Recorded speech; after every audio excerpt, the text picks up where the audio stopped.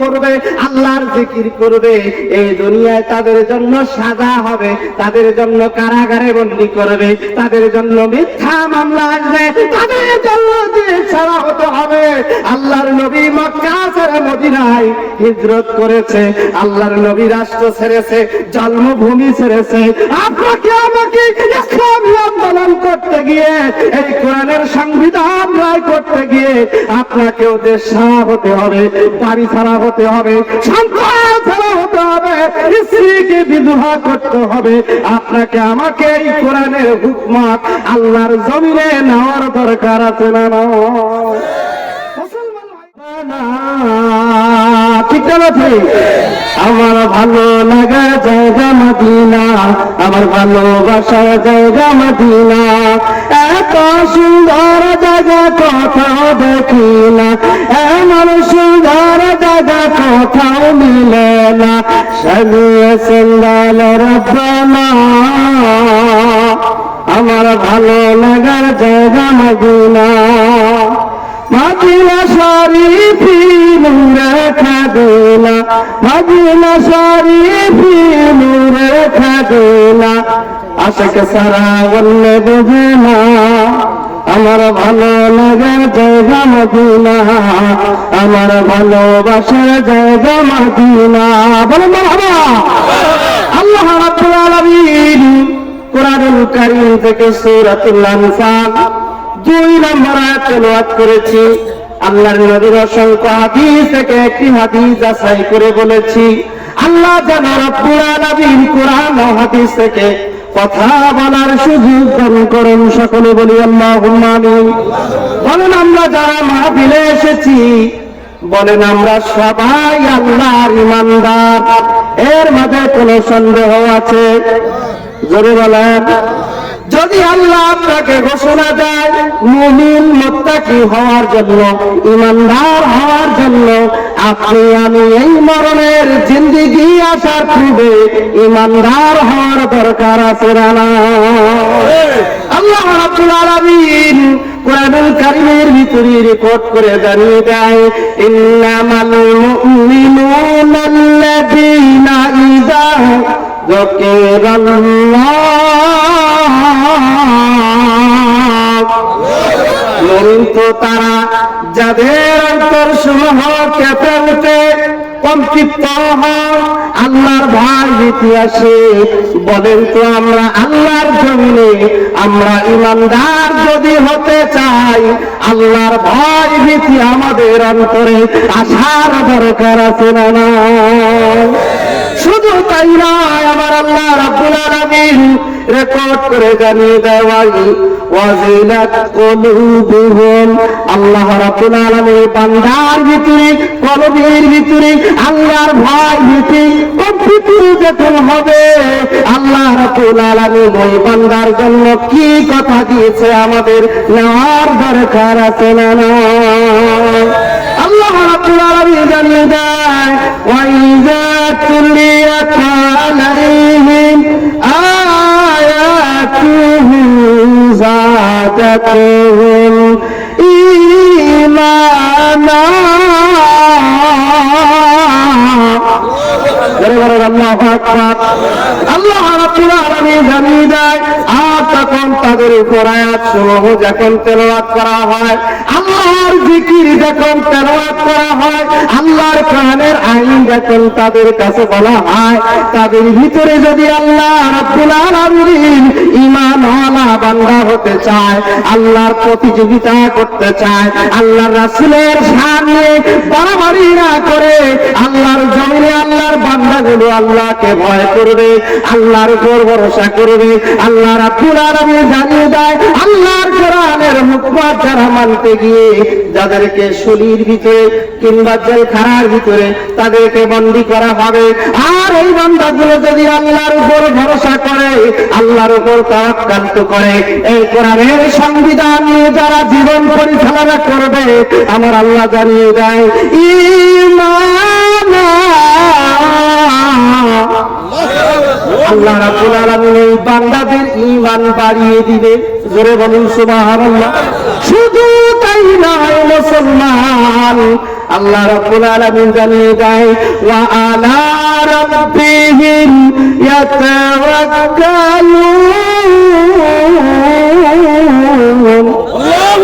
আল্লাহ জানিয়ে দেয় নিশ্চয়ই যারা আল্লাহকে ভয় করবে, আল্লাহর কোরআনের তাসবিহ করবে, আল্লাহর জিকির করবে, এই দুনিয়ায় তাদের জন্য সাজা হবে, তাদের জন্য কারাগারে বন্দী করবে, তাদের জন্য মিথ্যা মামলা আসবে, তাদের জন্য জেল ছাড়া হতে হবে। আল্লাহর নবী মক্কা ছেড়ে মদিনায় হিজরত করেছে, আল্লাহর নবী রাষ্ট্র ছেড়েছে, জন্মভূমি ছেড়েছে। আপনাকে আমাকে ইসলামী আন্দোলন করতে গিয়ে, এই কোরআনের সংবিধান রায় করতে গিয়ে আপনাকেও দেশ ছাড়া হতে হবে, বাড়ি ছাড়া হতে হবে, সন্তান ছাড়া হতে হবে, স্ত্রীকে বিবাহ করতে হবে। আপনাকে আমাকে এই কোরআনের হুকমত আল্লাহর জমিনে নেওয়ার দরকার আছে না?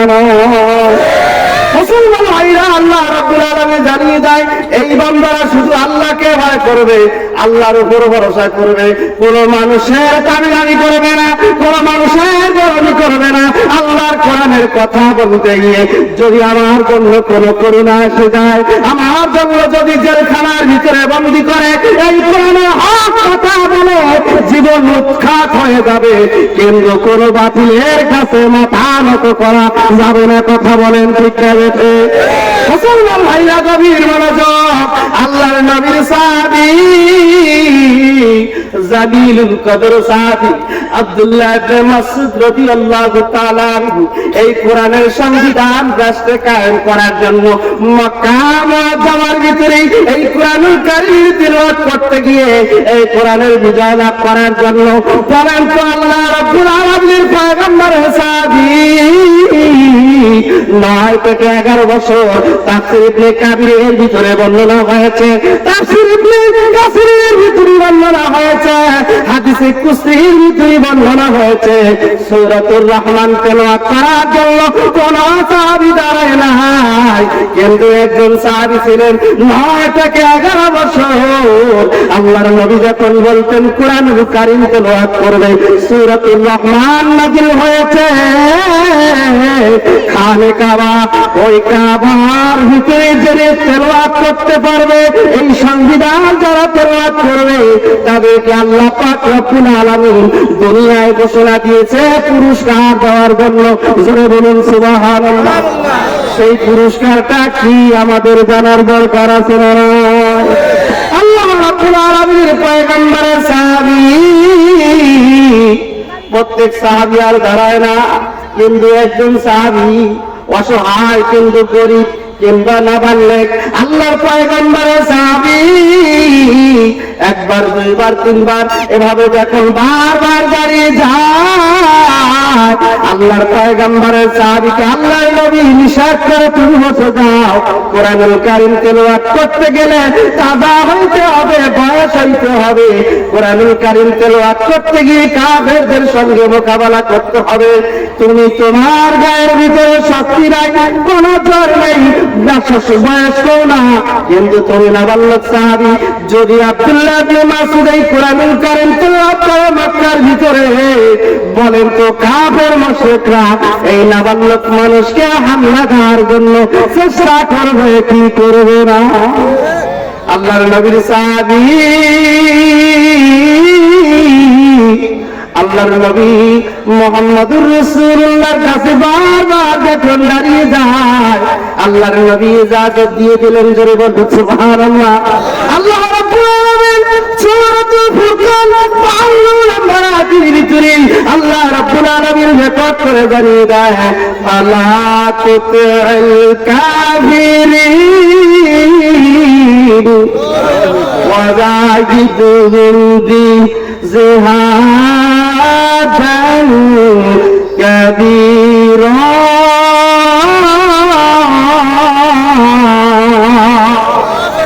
আল্লাহ রাব্বুল আলামিন জানিয়ে দেয় ফালা তুতিল কাফিরিন, সুতরাং তুমি কাফেরদের অনুগত হয়ো না, কাফেরদেরকে মুলাকাত করো না, কাফেরদের বন্ধু হয়ো না, বলেন তো এই সংবিধান যারা মানবে, এই কোরআনুল কারীম যারা পড়বে, তাদের চরিত্র মুসলমানদের সাথে হওয়ার দরকার আছে না নাই? আজকে দেখবেন বাংলার জমিনে যে কোরআনুল কারীমের জন্য আল্লাহর নবীরা যে হাত করছেন কাফের মুনাফিকদের সঙ্গে, বলেন তো নবীদেরকে প্রেরণ করছে কাফেরদের সঙ্গে যুদ্ধ করার জন্য। আজকে বাংলার জমিনে মন্দিরের নিরাপত্তা দিতে চায় কি চায় না? যদি আল্লাহ নিষেধ করে আপনি বিসমিল্লাহ কাফেরের মন্দিরের নিরাপত্তা দেওয়ার জন্য আল্লাহর নবীদেরকে তো আল্লাহ প্রেরণ করেন নাই। কথা বলেন, আপনি এমন খারাপ করতেছেন? আল্লাহ নবী মুহাম্মদুর রাসূলুল্লাহর সাহাবী কোরআনুল কারীম তিলাওয়াত করার জন্য যখন মক্কা মুআজ্জামার ভিতরে টিলার ভিতরে কোরআনুল কারীম তেলাওয়াত করতে গিয়েছিলেন, বলেন তো কাফেররা কি মুসলমানের বন্ধু না দুশমন? তারা মুসলমান লোকেরা কোরআনের আইন মানতে চায় না, কোরআনের সংবিধান মানতে চায় না, কোরআনের কথা কেন বলতে চায় না, কোরআনের হুকমত কেন মানতে চায় না? আমাদের কি মানার দরকার আছে না? আব্দুল্লাহ ইবনে মাসউদ যখন দাঁড়িয়ে গেলেন, ওয়াজাহিদুহু